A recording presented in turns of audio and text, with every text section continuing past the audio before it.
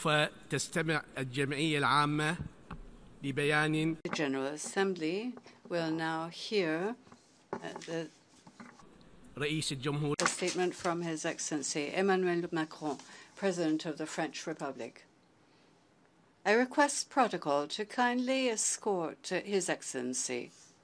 There's an adjustment.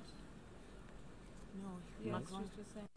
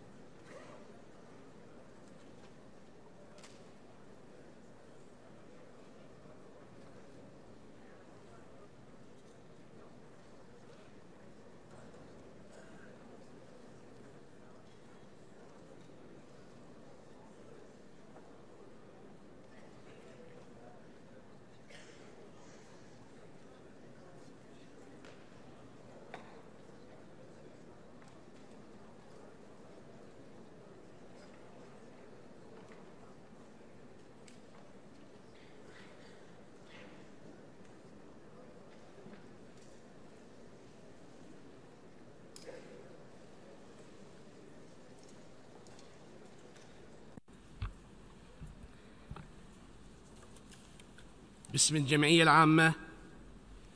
On behalf of the General Assembly, I have the honor to welcome to the United Nations His Excellency Emmanuel Macron, President of the French Republic, and to invite him to address the General Assembly. You have the floor, Your Excellency.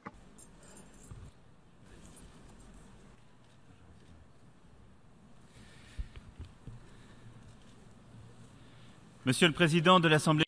President of the United Nations General Assembly, Secretary General, heads of state and government,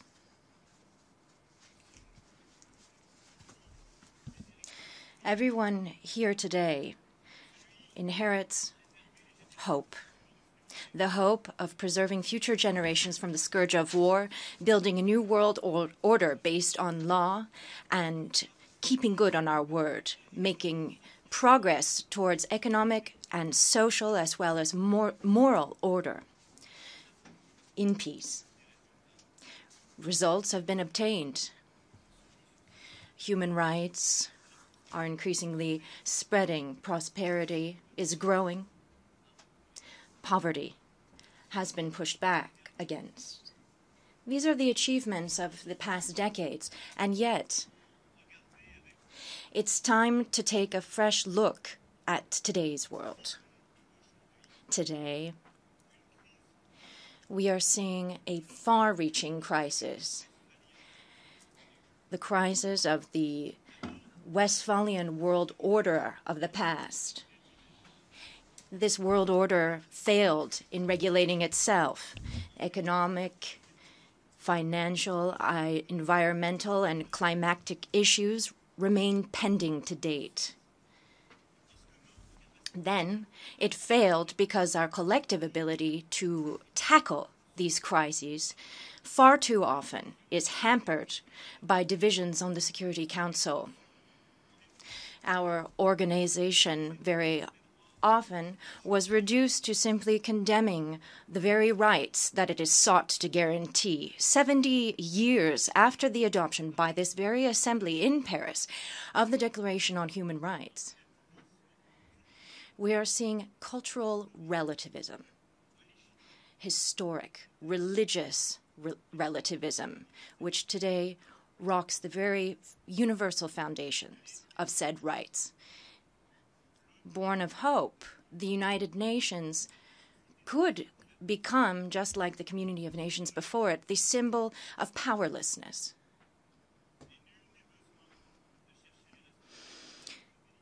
There's no need to look too far to see who's to blame. These very individuals are present today. They've taken the floor. They are us. They are the leaders of today. And thus, I think that there are three main paths to follow. The first would be deciding that this is simply a historical parenthesis, a passing moment before we go back to life as normal. I don't believe this is the case. I think that we're seeing a crisis of the very foundations of today's world. We're losing our benchmarks and our modes of functioning. This is not a historical parenthesis. It's a reflection of our failures in the past. The second path we could choose would be the prevailing of the most powerful, and that is a certain lawlessness where everyone pursues their own interests. This law is one of unilateralism. It is one which leads directly to isolationism and to conflict. Generalized clashes. Man against man, everyone pitted against everyone else. The responsibility for peace is not something which can be delegated. It is not something which can be cast aside. It is something which must be upheld collectively.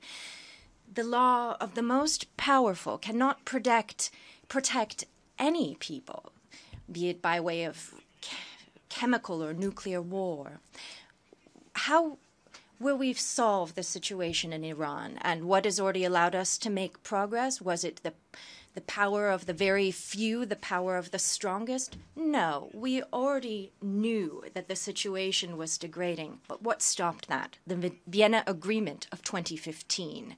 Today, as I said 1 year ago, our task is not to fuel tensions, but rather to put forward a broader agenda which addresses all concerns, nuclear, ballistic, regional ones, caused by Iranian policies, but this through dialogue and multilateralism, being frank as well as exacting, but also without posturing.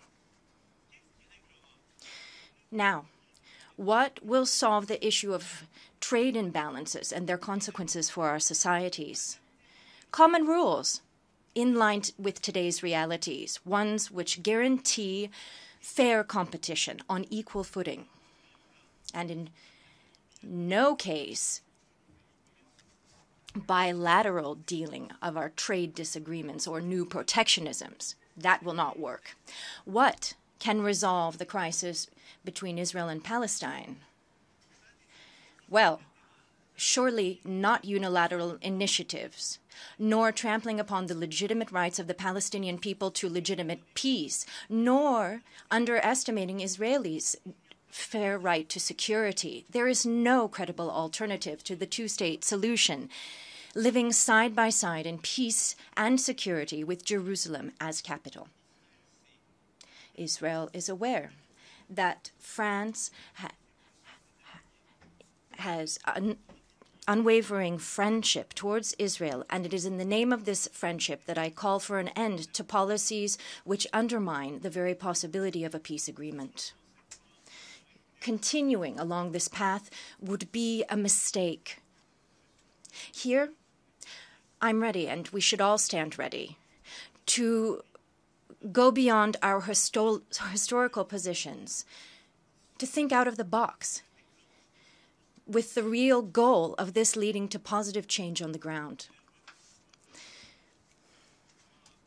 The law of the strongest will only exacerbate tensions and violence. As you've seen, in the face of today's tensions, I don't believe in this law of the strongest. Regardless of what type of legitimacy it masks itself behind. I think there's even a third possible path. It may be the hardest one. It might be the most demanding. One which requires us to craft together a new model and new world balance. After the Second World War, for several decades, we saw a balance which was based on blocks. Then there was the emergence of hyperpowers or superpowers, and for several years now, we've seen new global instability characterized by the emergence of multiple centers of power. The new balance that we must strike should be based on new forms of international and regional cooperation, and I think would be based on three principles. The first is the upholding of sovereignty, which is at the very heart of our charter. The second is enhancing regional cooperation. And third is providing more robust international guarantees or safeguards, and that is to be played out here. These three principles would allow us to address current crises. In Syria, we continue to combat Islamist terrorism. The military support of certain countries allow the regime to shirk responsibility for heinous crimes. The Syrian people has paid the unfortunately high price. There is no winner in a ruined country. That is Syria. What must be won now is peace headed by the United Nations. We cannot decide for the Syrian people. We can simply provide the ways and means to achieve the solution I highlighted above. So, this is a solution which is not just led by the guarantor states of Astana, but also by the international community through the small group and the coordination of the United Nations and the SRSG. Creating the ways and means to solve the humanitarian crisis, and at once crafting an inclusive, lasting political solution through constitutional reform and the holding of free elections.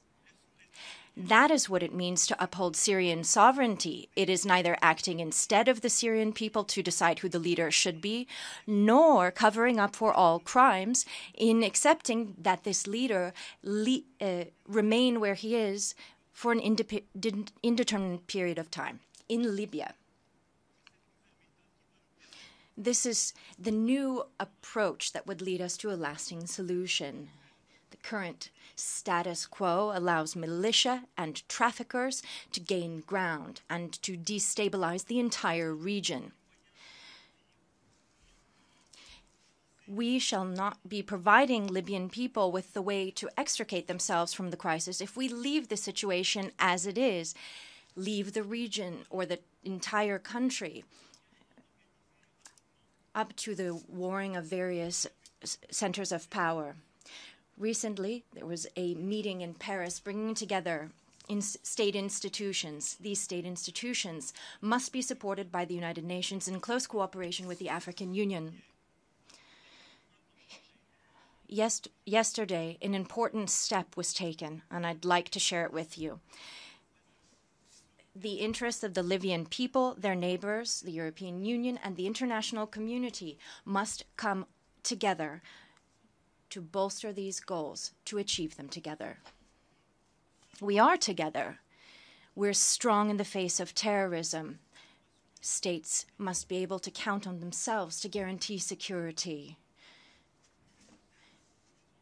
This very security must draw upon regional and international security arrangements that I've just talked about earlier. The decisions taken by the G5 Sahel have embodied this very approach. This was also the idea of the African Union's intention to undertake greater responsibility to ensure peace on the continent. This is the very idea behind the initiatives in the Lake Chad Basin. With Nigeria, Cameroon, spearheaded by the African Union. This is the reason we should be supporting the AU initiative for a better definition of responsibility between the United Nations and the African Union. I'd like to see, by the end of the year, a resolution adopted along these lines. We are strong in the face of terrorism when together we undertake responsibility to push back against all financing thereof. We do this together in the Alliance for the Sahel. We act in the name of development, agriculture, education, attacking the very root causes of terrorism and the very ways terrorists acquire weapons. $7.5 billion have already been pledged, pooled together with all states and partners of the alliance. These are just the first results, and ones which must be built upon. As you can see in each one of these crises, the solution was not simply leaving states to their own devices, nor acting in their stead, nor imposing solutions, but rather to uphold the principle of sovereignty, to engage in genuine regional cooperation and international cooperation. This is the very triptych which shall lead us to solutions to today's crises. Only collective action allows for the upholding of the sovereignty and equality of the people, in whose name we take action. This is the reason we must take action against climate, demographic, and digital challenges. No one alone can tackle these. In the face of migration flows, I don't believe in the idea of unconditional openness. This simply leads to worry and intolerance. I don't believe either in the fallacious statements made by some in Europe and elsewhere that we would be stronger were we to close our borders. That's not true either. The only real effective way to effectively manage migration flows impacting all of our continents is to create conditions for chosen international mobility to work together. And I mean countries of origin, transit, and destination, so as to address the root causes of migration, dismantling trafficking networks, which are indeed the worst manifestation of this crisis, and to promote borders while at the same time upholding international law and, in particular, unconditional protection of those with the right to asylum. This is indeed what we've decided to commit to together in the compact to be adopted in Marrakesh, which I support.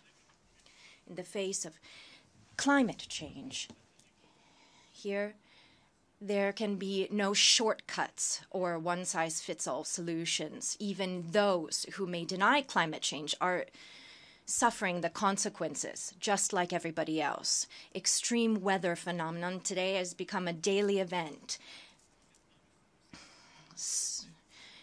In refusing collective action, certain individuals only make themselves more vulnerable. In the face of the digital divide, our task is to create modern rules which will bring together the development of artificial intelligence and ethics, as well as to support the digital transition of our societies.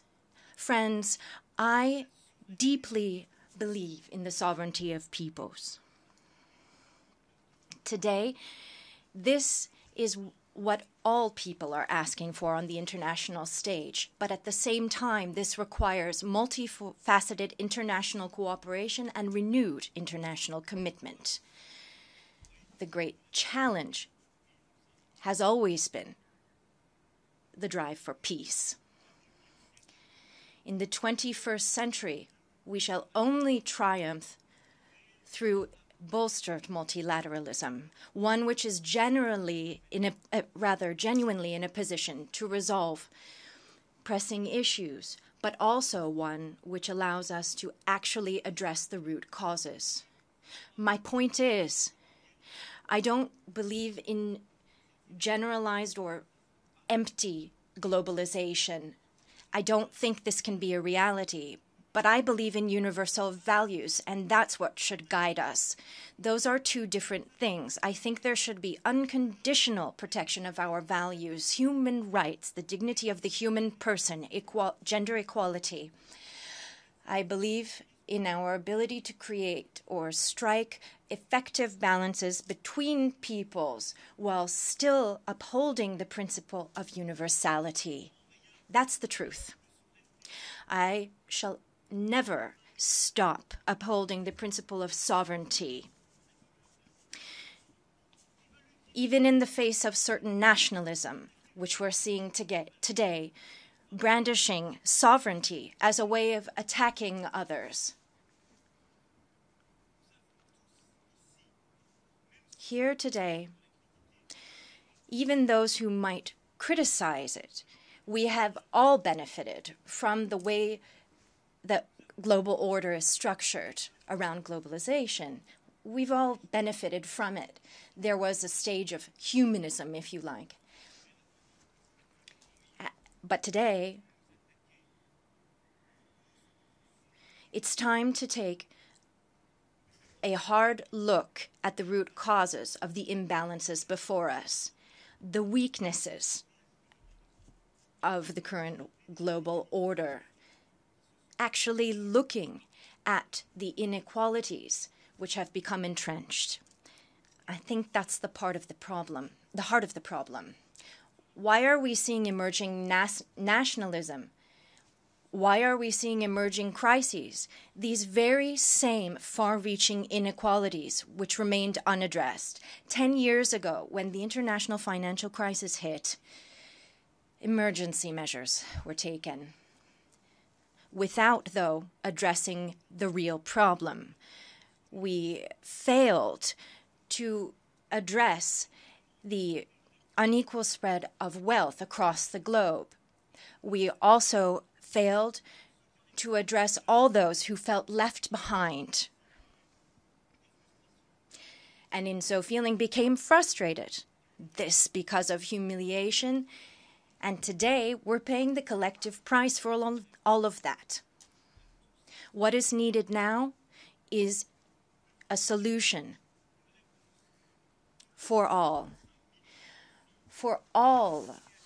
of the children who are unallowed to go to school, to all of those in abject poverty in sub-Saharan Africa, to all of those girls who are not allowed equal access to school, to the 700 million children living in the most affected regions for climate change, impacted by droughts, floods, rarefaction of resources or disappearing resources, women with no access to contraceptives, those who are unprotected by laws and are subject to domestic violence, to those who suffer salary gaps.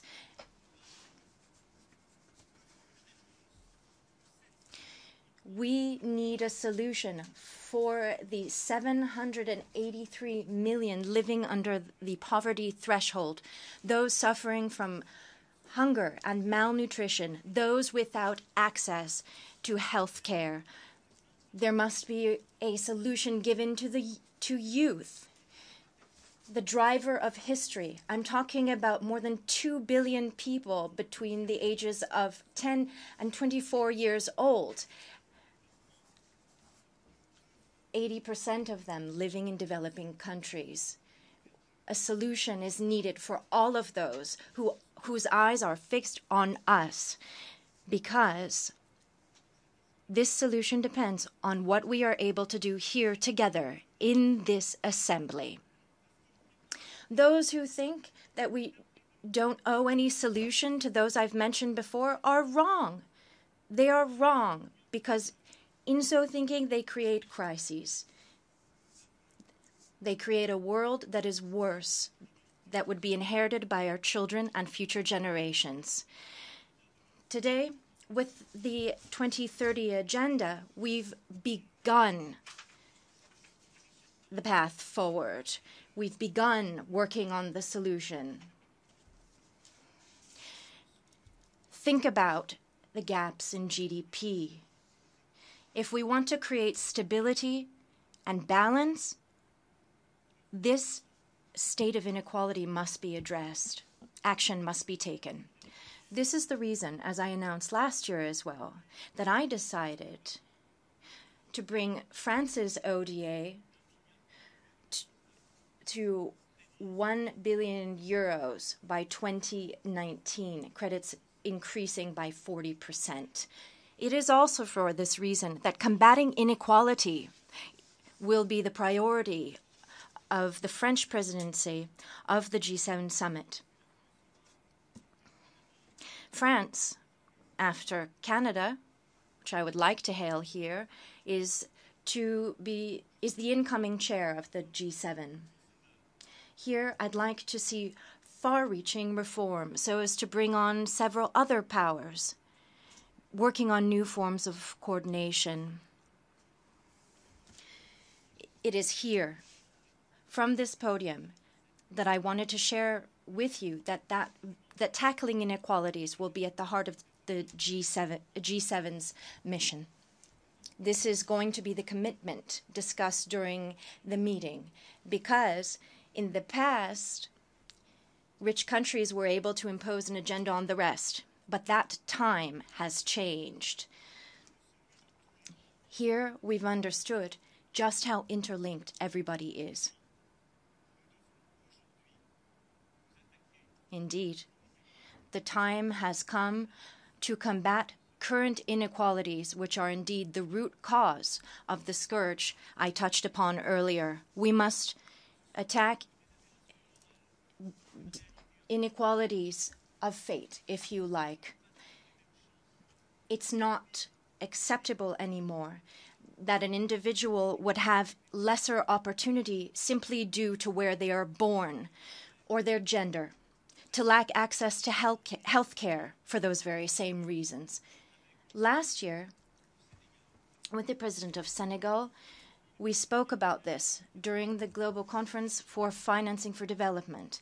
And in February in Dakar, there was an opportunity to raise $2.5 billion to develop access to education across the globe. This is a historic sum. France has increased tenfold its contribution. G7 mobilization under the Canadian chairmanship will allow us to make further strides forward. This is a turning point, ladies and gentlemen. This is a time where we see if we will truly find solutions commensurate with the challenge. There are 620 million children across the globe lacking access to education. Let us address this. Give these children a foundation. Put them in the driver's seat of their lives.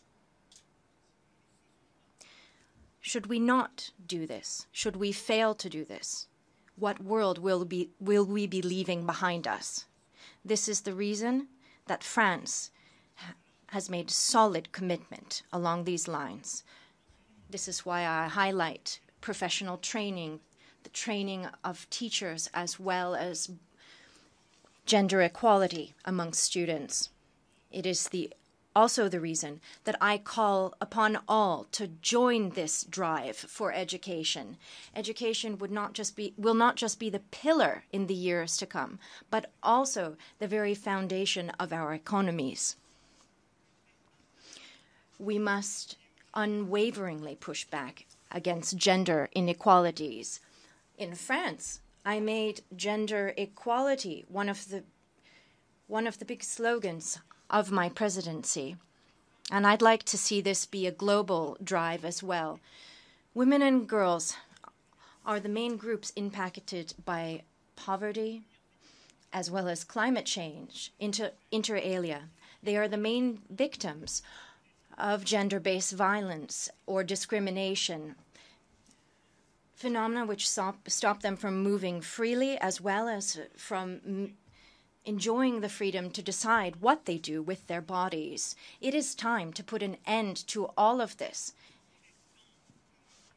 It is time to stop making women victims, but instead giving them their due place, which is one of leaders. It is time to guarantee across the board access to education, health, employment, economic and political decision-making, combating all forms of violence against women. France intends to put forward with interested governments, or rather to propose a coalition for the adoption of new laws on gender equality.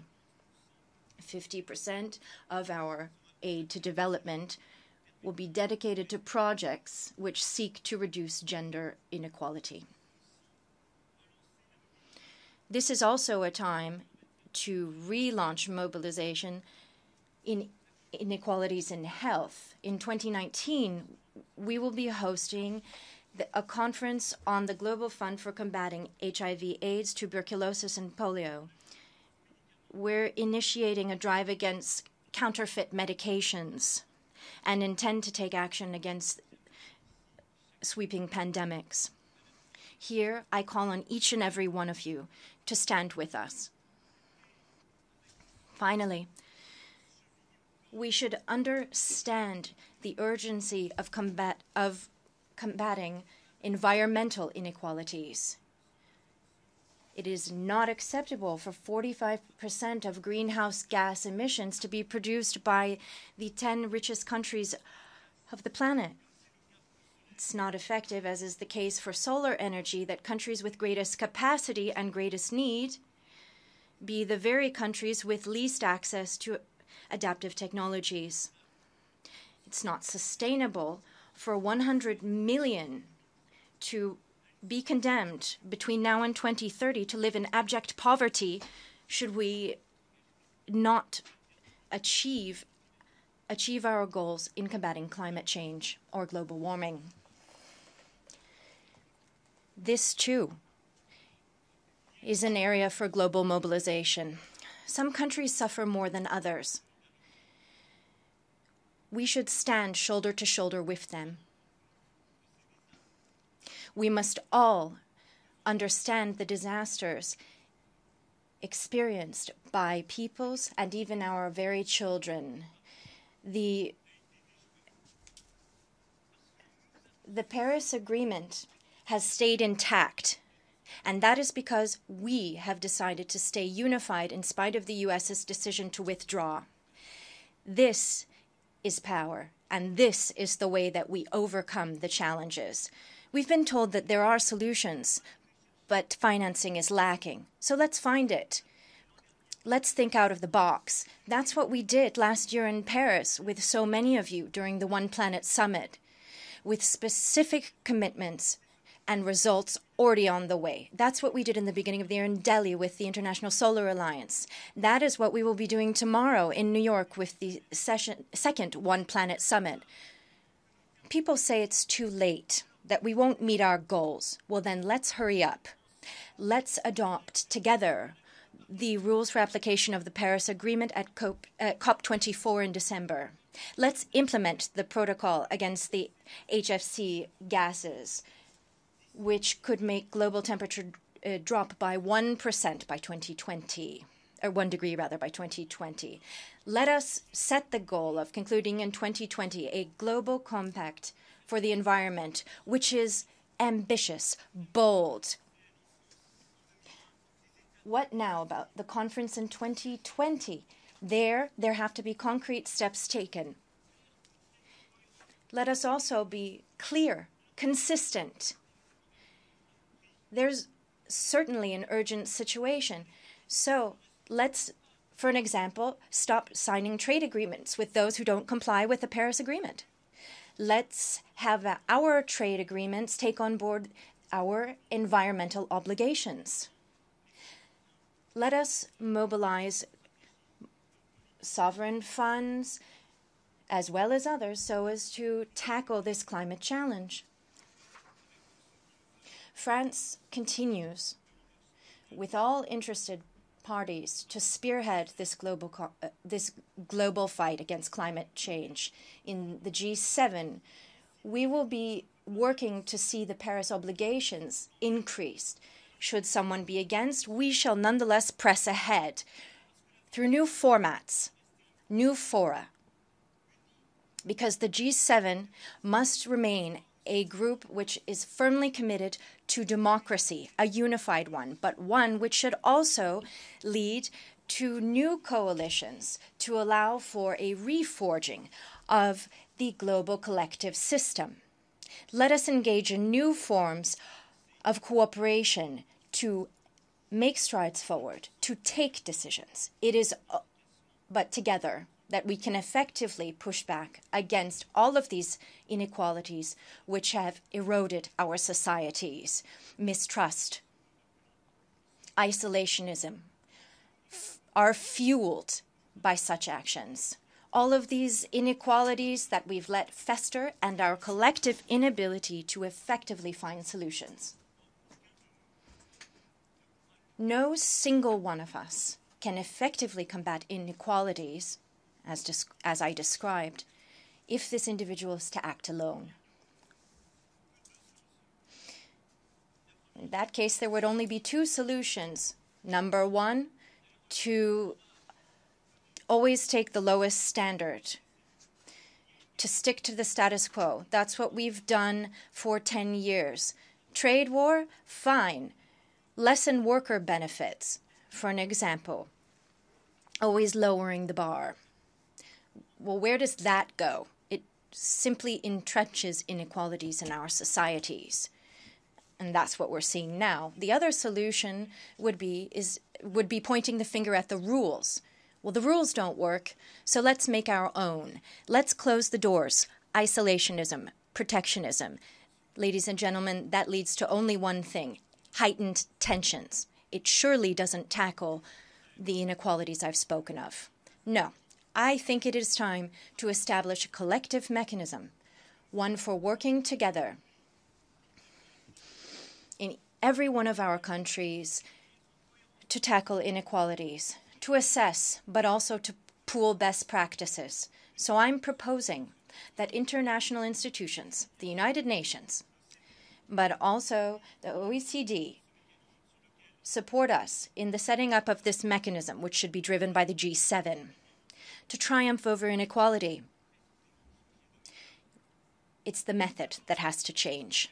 First, review the rules in the area of trade and business, as well as in the social sphere. Instead of working towards protectionism, we should work together to revise the WTO rules. We should see how the WTO can better address conflict, put forth rules to deal with antitrust, the respect of intellectual property, and the transfer of technology to put everyone on equal footing.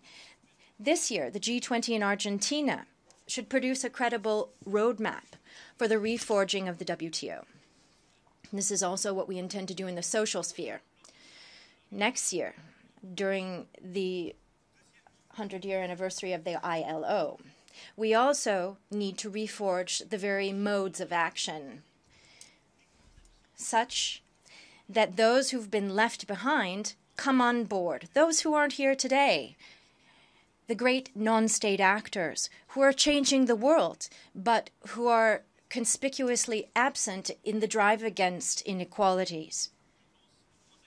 For an example, stakeholders in the digital field, in IT, those also who are combating various forms of crime in this field, in information technology.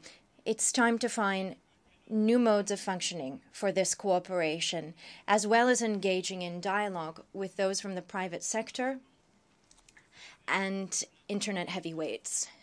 Then Africa must be given a central and leading role in this newly formed international order. It is not just on this continent, rather, it is on this continent that we will either win or lose in the pushback against inequalities. This drive must be done with the African continent, because this is where we see the strongest force of regional unions. It is where we've understood that only together we can tackle the challenges before us. In alliance with Africa, the French chairmanship of the G7 will be looking at all of these issues, but together. You see, I believe that in the face of these divisions and challenges, we must rewrite the code of conduct so as to best combat current inequalities. It is the duty of France, as well as all of its European partners, including the EU, to be in the front lines of this combat, to build a new world order with a human face that knows no protectionism, isolationism, but is entirely realistic. And at the same time, building as a mediator these new rules of the new global order. Ladies and gentlemen, at a time where our collective system is falling apart, sadly, it is most in demand. For that reason, we shall support those working for peace and humanity. UNESCO, it's the conscience, if you like, of the United Nations, the Human Rights Council, the International Criminal Court, UNRWA, to whom we continue to contribute. As I remind you here, the idea at the end of the day is allowing hundreds of thousands of children to go to school. That's it. We intend to defend the broadening of the Security Council in the 2 member categories to ensure that the composition reflect current balances and that the Council remain a place of cooperation and rather than obstructionism. We will ensure that by the end of the year, the General Assembly and the 2/3 of its membership be able to support the limitation of the veto right in case of mass atrocities. We shall defend international humanitarian law in support of those risking their lives to assist civilians on the ground by negotiating, in each and every case, humanitarian access.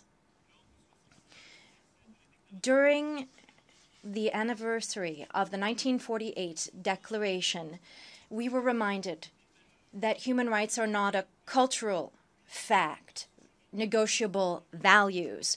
No, they are fundamental values enshrined in international treaties as committed to freely by this very assembly. We recall that the universality is compatible with the sovereignty of peoples and is indeed the only way to preserve and ensure people's enjoyment of their fundamental rights. France shall remain there to ensure that the world not forget that nationalism always leads to defeat, that if courage is lacking in the defense of fundamental principles, international order becomes fragile, and this can lead, as we've seen already twice, to global war. We saw that with our very own eyes. On 11 November 2018, the Forum in Paris will be a time for a melding of the minds, to find that courage again, to find what unites us here. It's to be an opportunity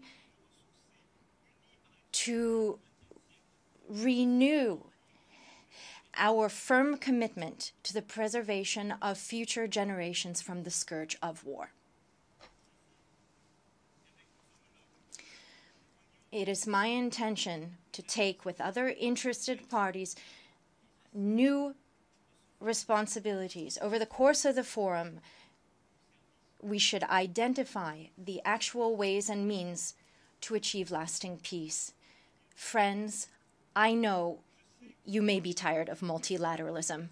I also know that the world is flooded with information, and one becomes indifferent. It all starts to look like a big show. It all starts to look like even the worst things can become trendy, and it becomes difficult to extricate the cause from the effect. Well, this is not a matter of being trendy, ladies and gentlemen. For those who've brought us here, we have a duty.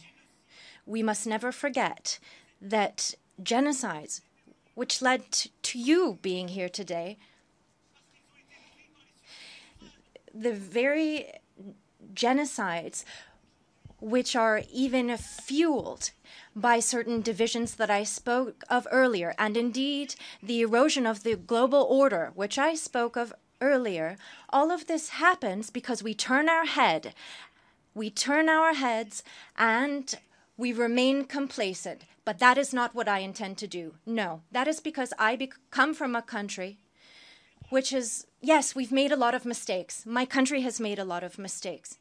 But it is a country which, at every turn of its history and in international history, has thought of that very principle of universality. And so please, don't get used to it. Don't become indifferent. Do not accept the erosion of multilateralism. Don't accept our history unraveling. I'm not getting used to this, and I'm not turning my head to it. Our children are watching. Let us address the crises. Let us work together to combat all of these inequalities. But let us do this on a human level and mindful of the principles guided by our history and the principle of universality and universalism. That is my commitment to you, and I count on you.